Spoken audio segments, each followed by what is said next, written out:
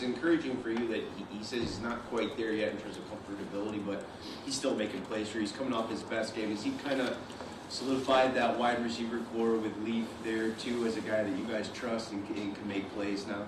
He gets better and better every week. And you know what? One of the things I love about Tim Patrick, and I'd put Allen Robinson in the same boat. I'm glad both of those guys are here, by the way, is they act like just in the way that they handle their business that they're still young players. And what I mean by that is, man, they give me the coaching. Well, how do you want it? What is this? What's the, just give me all the little details to this. Tell me exactly how you want it. They're very coachable. Like there's no, I've played in this league 8 years, 10 years. I know what I'm doing. I don't need you. There's no entitlement whatsoever. I mean, these guys just come in and work their rear off, and they want it. They help out across the board, not only for us, but also on the scout team. But to your point with Tim, yeah, I feel like he's gotten better and better every week. He brings a skill set that we need in that room that's different. And, man, there's a place for him here. And I know he's gaining the trust of us offensively, but also golf, And, yes, you asked, like him and Lee, yeah, that the trust is getting there quickly. Window yesterday, I guess, just what does the next 3 weeks look like for him? How much ground does he have to make up from the time he missed? Yeah, I think, I answered this a minute ago. I think we just need to see improvement. Like we need to see that, man, he's improving every day, every week. He's got 21 days here, and like I said yesterday, he looked like that was his first day to practice. It's like his first practice, and it's his first NFL practice. So, which you would expect. So, man, tomorrow, just a little bit better. Friday, a little bit better. And then we just need to see this improvement from him, and then we'll assess it after that. But I think if he shows that he's just taking these steady steps, it may be hard not to want to put him on the roster. But we'll see. I can't answer that just right now. Sample size, but I'm wondering how Nowoski might fit into replacing Barnes' role, maybe in the Sam or something like that. It seems like he had some pressures in that Seattle game. Yeah, we like now. We were fired up to get him back here, and certainly that's the role that we see him in, is that Sam linebacker. Some of the X on the third down, position, and so I think yes, there's a place for him there. And we just keep working with him. That's the best way to say it. He's still a young player. He's a developing player. And I think the best way to answer, we're going to need all those guys, and we're going to use everything in our arsenal, especially in the linebacker room. You guys had a good performance out of Coyote. I know you guys have confidence in your reserve O-line to begin with, but when you see it, does that just kind of refreshing your confidence to at least see it in the season, get a full game of it? Yeah, it's always good to be able to verify that, all right, we trust Yodi. We feel like he can step in when we need him, and he did it once again.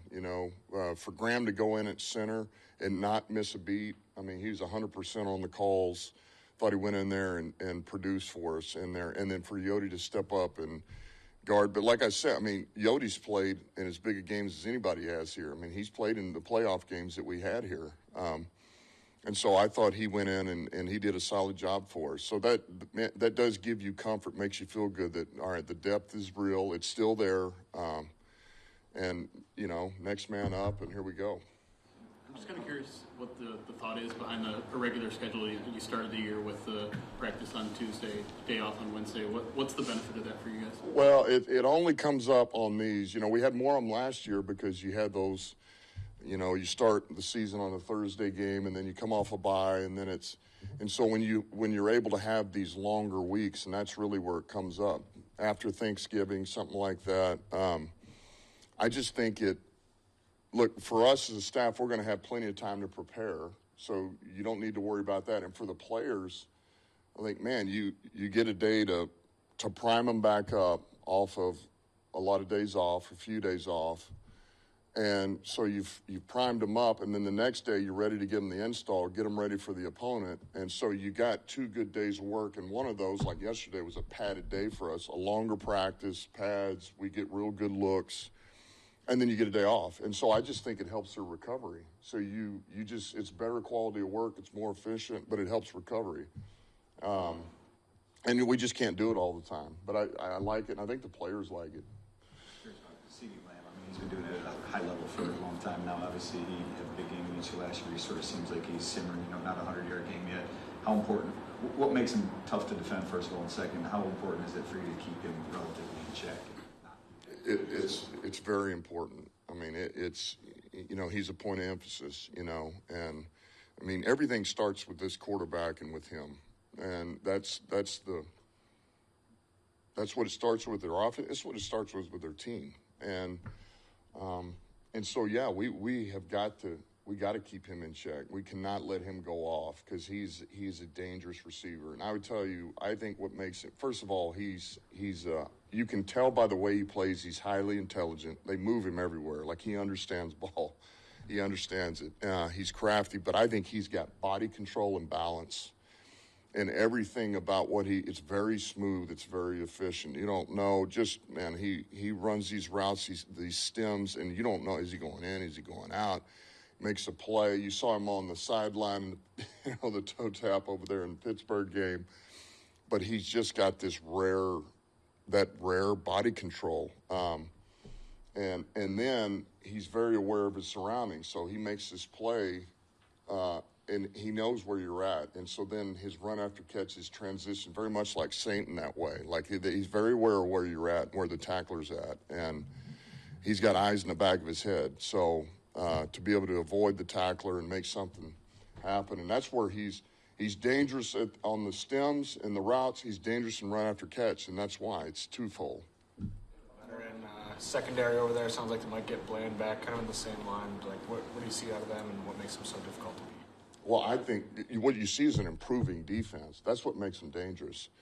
Is every week, you heard all this stuff early in the year, and I get it, and Baltimore, New Orleans, but what you've seen in the last 2 weeks, this is a stingy defense, and they play hard. They're gap sound. Everybody plays their responsibilities. It's a run and hit defense. You got 50 there in the middle who runs the show. He and Zim go way back. They know each other. He knows what he wants in that defense. I've talked about Overshown. Number 6 is an aggressive player.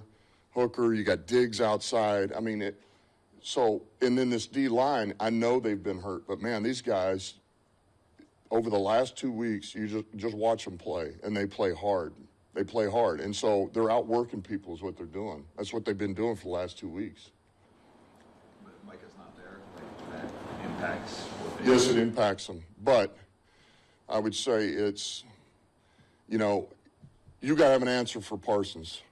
You have to have an answer for him. But if he's not there, he really hasn't been there the last 2 weeks.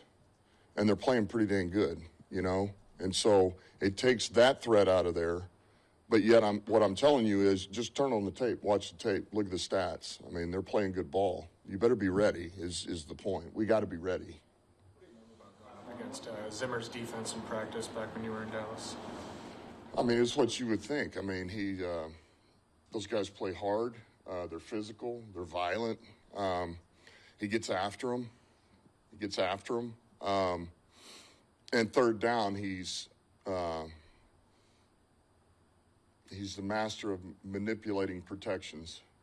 He's always been that way. Like, to me, he was that was the genesis of the AA, right? He kind of, this whole third down package, 7 threats, AA, like, where's it coming from? I mean, so he's always been able to do that, is beat them back, shut down the run game, get them in third down, and then let's make them overload the protection, and you get a free runner, and you hit the quarterback, and bad things happen. Thanks, Dan.